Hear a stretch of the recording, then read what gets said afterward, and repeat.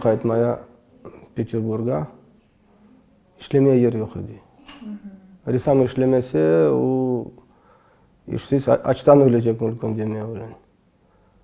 Kayttık yanında. Мен Веталынға келдім. Мен енді Ветаннен өз ижадым бағлап, мұнда çalışacağım деген вақытында işte бір кесек проблема башына түшкен еді.